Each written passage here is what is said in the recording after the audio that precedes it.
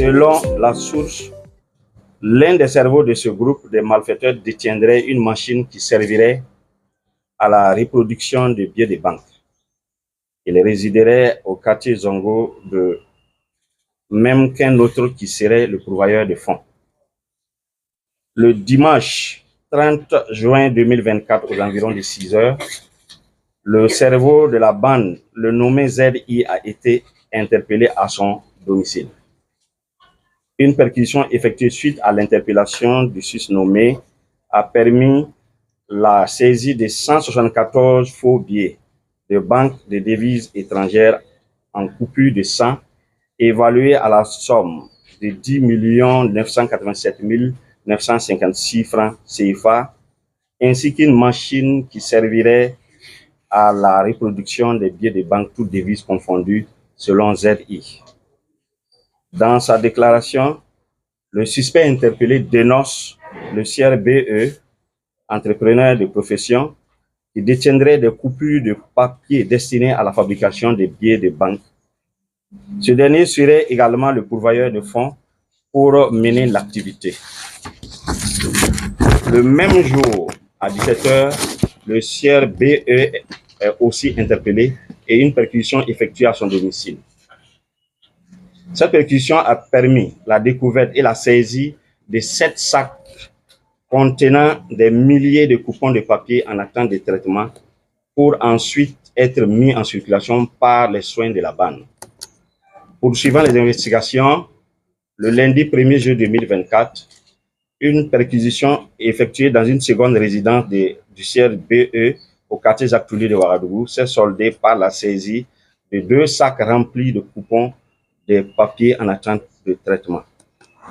L'ensemble des coupons de papier saisis étaient destinés, selon eux, à la fabrication de billets de banque d'une valeur d'environ 7 milliards de francs CFA, dont ils devraient écouler soigneusement une partie sur le marché et le reste servirait à apporter d'autres victimes.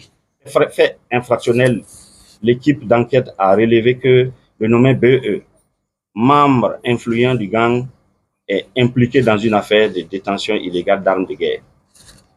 En l'occurrence, un fusil Kalachnikov et un pistolet automatique, objet d'une enquête en cours menée par une sous-unité de la place.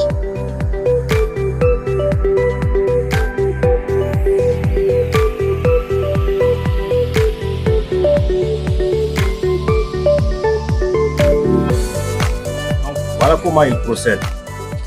Ils ciblent dans un premier temps leurs victimes.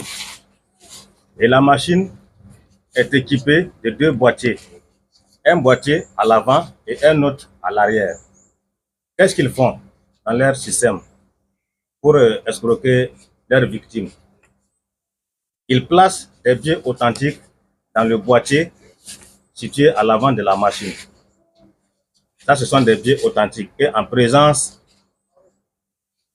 de la victime, ils placent aussi une certaine somme à l'arrière du boîtier de la machine.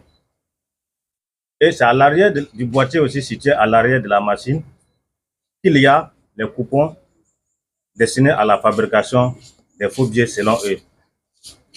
Une fois qu'ils activent maintenant un bouton de la machine débite les billets authentiques devant la victime qui pense effectivement que ces billets-là proviennent des coupons qu'ils ont placés à l'arrière, dans le boîtier situé à l'arrière de la machine en question.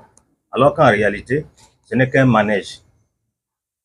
C'est un manège, ce sont des subterfuges qu'ils utilisent pour convaincre leurs victimes à croire que réellement la machine est à mesure de produire des billets de banque authentiques, ce qui n'est pas vraiment le cas.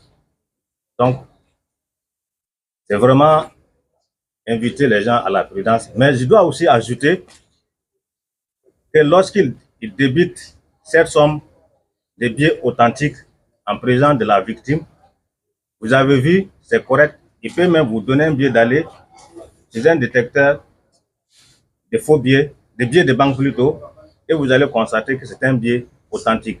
Donc, ça vous convainc. Et vous revenez maintenant pour dire de miser.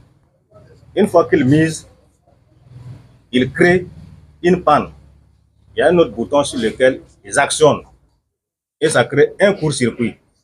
La machine fume devant vous et ils vous diront que tout de suite, il faut que la machine soit mise en réparation. Et cela, ça nécessite qu'ils envoient ça soit à l'extérieur et cela demande des coûts supplémentaires. Vous voyez comment ils procèdent. En réalité, c'est une mise en scène pour convaincre leurs victimes à tomber dans leur piège.